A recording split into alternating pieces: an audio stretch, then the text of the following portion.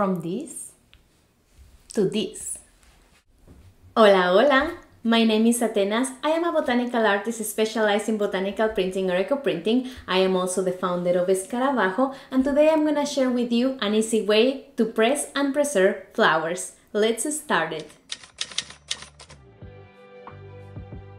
The best time I find for picking flowers is in a sunny day in the afternoon. At that time, I'm sure that the flowers are fully open and completely dry. I prefer to use small pointing scissors, so then I'm sure I'm cutting just the flower that I want, and be careful with the small ones that are about to bloom. Today we're gonna press some cosmos and some calendula flowers. This is a classic but very effective way to preserve your flowers.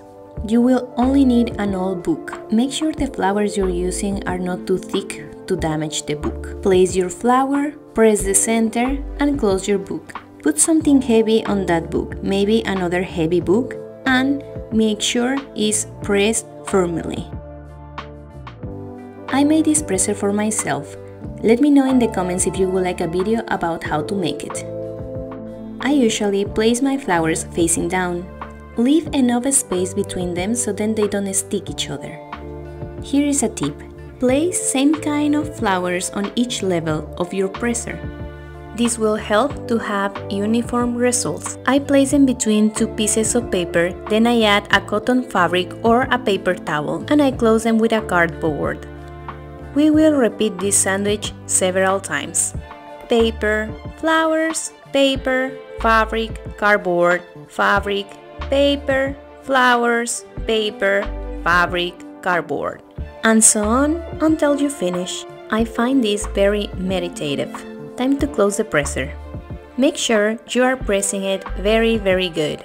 I leave my presser in a warm and dry room. Once in a while I tighten the screws to keep the pressure, and I will leave it closed for about 4 to 5 weeks. I will add a note with the date and type of flowers. Adios, bonitas! I have this presser ready to be open. You can storage them between those two pieces of paper. They will be safe. I would add just the name and the date. You can also keep them in this type of containers. They are flat and doesn't require too much space. For manipulate the flowers, I recommend you pointy tip tweezers. Remember that the flowers are already dry and they are so fragile. Take one by one from the center with the help of the tweezers. These beautiful flowers are coreopsis from my garden. I hope you like to make sandwiches, because here we go again. After I place an even layer of flowers, I'm gonna add a piece of paper, and so on. So then it's gonna be paper, flowers, paper, flowers, paper, flowers.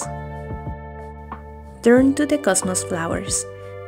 These cuties are bigger and a little bit harder to manipulate. If you have a broken flower, no worries, you can keep the petals at the same layer, so then it's gonna be easier to find them. Try to don't oversaturate the layers. It can get harder to pick them afterwards. Here is how they look. I'm gonna close them and storage in a dry place. Even though it looks so fragile and not that vibrant like before, all the color is still inside.